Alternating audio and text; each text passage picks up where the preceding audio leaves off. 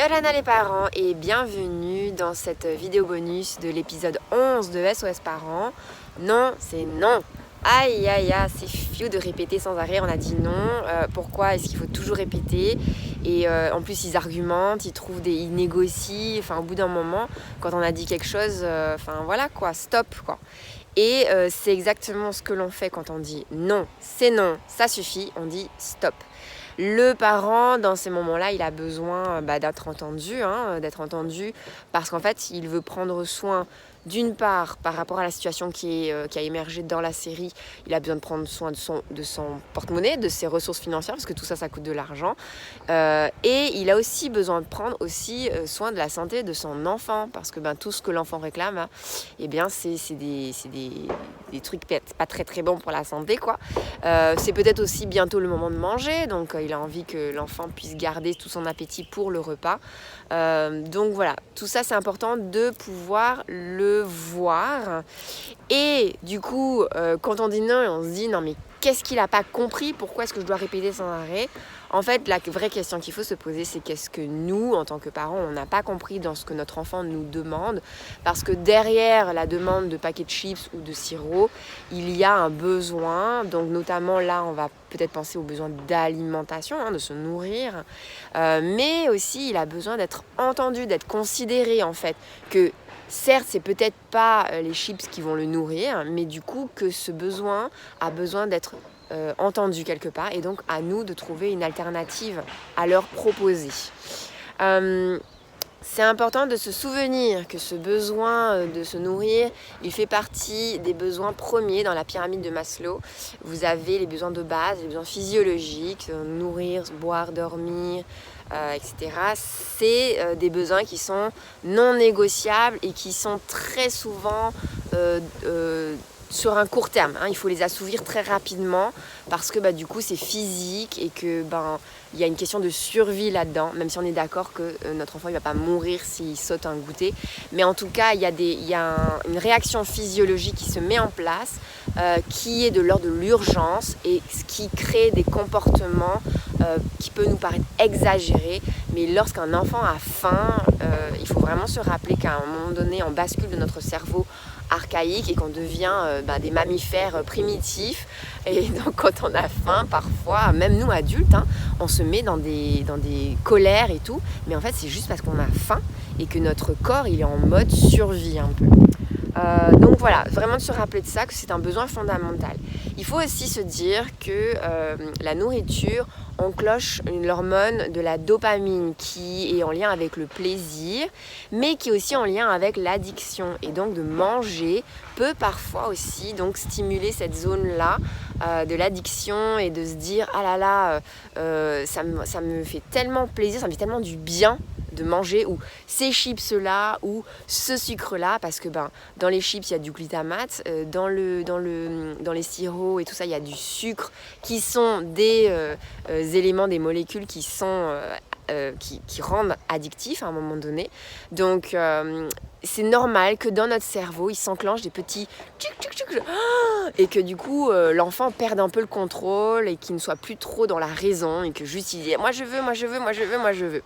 Enfant et ado, c'est vraiment la même chose parce que vraiment on sent, même nous adultes, parfois les papilles qui s'enclenchent, mais c'est vraiment notre cerveau qui joue à ce moment-là avec nos instincts presque primaires, quoi. Donc du coup, voilà, se rappeler qu'il y a tout un côté aussi physiologique que l'enfant ne contrôle pas lorsqu'il voit ces éléments apparaître sous ses yeux. Donc à la maison, mais également beaucoup quand on est au supermarché. Du coup, qu'est-ce qui se passe? Eh bien, nous, on est en mode stress puisqu'ils nous répètent sans arrêt la même chose et qu'on n'arrive pas à se dépêtrer de cette situation-là. Donc on va poser un stop en disant « Non, ça suffit, je ne t'écoute plus, stop !» quoi. Et à ce moment-là, nous, en tant qu'adultes, on a besoin, nous, d'écoute, en fait. Donc, on ne peut pas écouter l'autre, on ne peut pas écouter notre enfant. On a juste besoin qu'il s'arrête de parler et que lui, il entende qu'on est en plein... qu'il y a trop d'informations en même temps. Ça se trouve, en plus, on fait autre chose.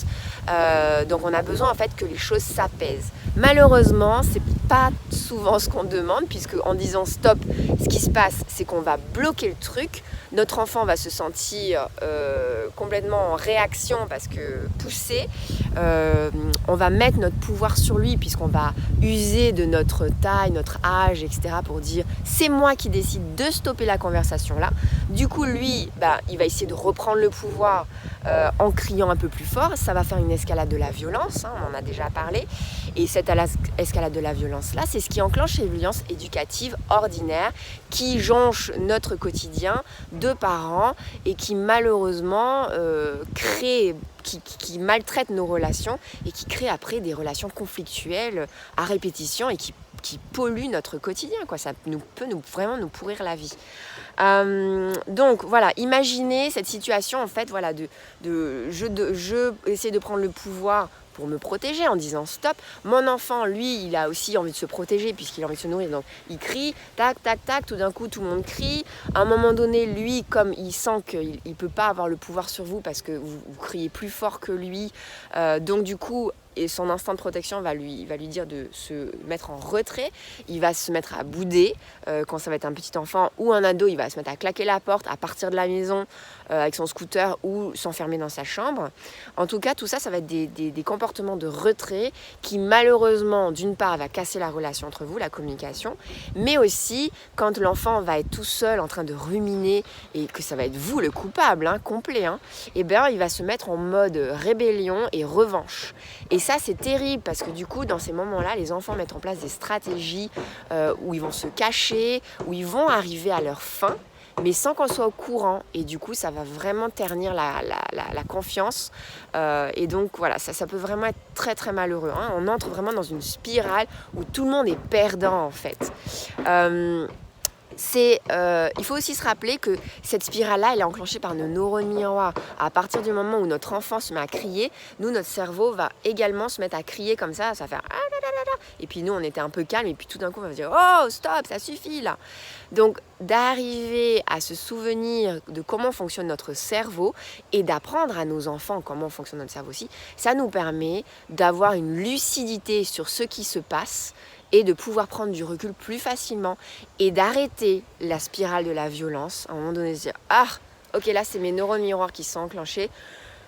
Stop, je m'éloigne un petit peu, je sors de la cuisine, je prends un peu l'air pour remobiliser mon cerveau, mon cortex préfrontal.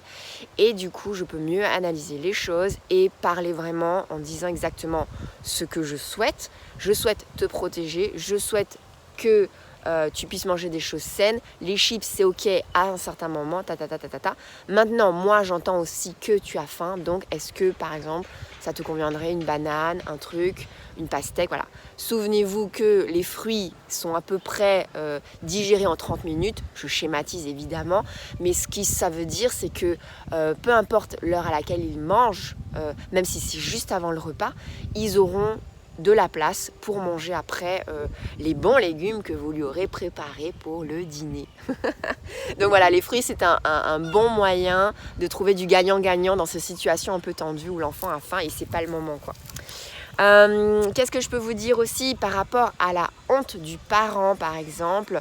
C'est vrai qu'il y a des moments aussi où on dit non, stop, ça suffit, parce que on voit les gens qui nous regardent quand on est à l'extérieur, ou on imagine les voisins qui nous entendent, et là en fait ça nous fait entrer en réaction, toujours encore une fois de protection, puisqu'on protège notre image et qu'on veut pas que les autres pensent qu'on éduque mal nos enfants, parce qu'on fait tout pour eux et que voilà, c'est injuste que les autres puissent penser ça. Donc à un moment donné, on va juste lui demander de se taire parce que ça donne une mauvaise image de nous. Cette honte du parent, elle est terrible parce que du coup on va faire les choses à cause pour les autres et pas pour soi, pas pour notre enfant. Donc ça c'est vraiment dommage.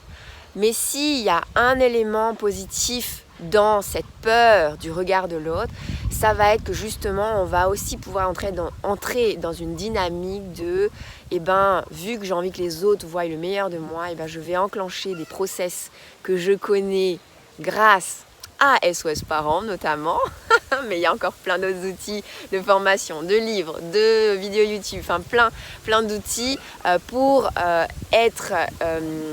transcender notre façon d'être parents et être toujours des meilleures versions de nous-mêmes en fait, aller toujours vers le meilleur, sans se mettre la pression évidemment, en avant chacun à son rythme. Mais en tout cas voilà, de se dire que tiens, il y a peut-être quelqu'un qui m'entend et tout, ça peut parfois aussi être un petit truc qui nous pousse à aller vers du mieux et du plus positif pour nos enfants, pour nous, etc. Sans que ce regard de l'autre soit un poids, parce que ce poids peut aussi faire l'effet inverse où on se fiche complètement. Donc voilà, à partir du moment où ça nous pousse un peu vers le meilleur, pourquoi pas, sans exagérer. Un dernier outil, ce serait de se souvenir que lorsqu'on dit non à quelque chose, on dit toujours oui à autre chose. Donc de se poser la question, quand je dis non à ça, je dis oui à quoi ? Je dis oui à la santé, je dis oui au temps de connexion, je dis oui à ta. Et du coup de le verbaliser, de dire ça à notre enfant, là ouais, je t'ai dit non pour ce que tu voulais, mais en fait, derrière ça, il y a autre chose de positif. Notre intention en tant que parents et en tant qu'humains en général est toujours positive et vertueuse. Maintenant, le job, c'est de trouver c'était quoi notre intention positive. Et ça, c'est pas toujours facile, parce que ça peut être caché derrière des comportements hyper désagréables. Mais vraiment, croyez-moi, ayez cette idée qu'à l'intérieur de vous, il y a toujours quelque chose de positif qui vous pousse à agir de telle ou telle façon. Et ça va être donc du coup l'amour de l'autre, ça va être la communication, la connexion. Ouais, je te dis non à autant d'écran, mais c'est parce qu'en fait j'ai envie qu'on passe du temps ensemble. Je te dis non à ça parce qu'en fait c'est pour te protéger, tout ça.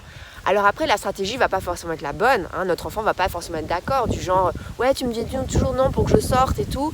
Ouais mais c'est pour te protéger. Ok, t'as envie de me protéger. Maintenant moi j'ai besoin aussi de m'autonomiser, de prendre mon envol.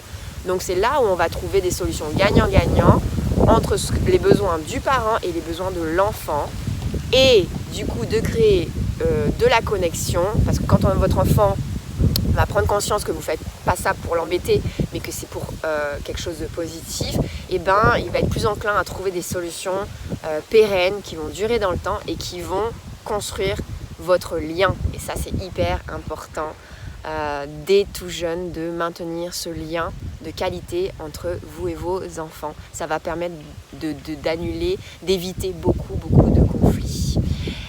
Et bien sur ce, je vous souhaite de changer le monde en nous d'abord et pour eux. Nana.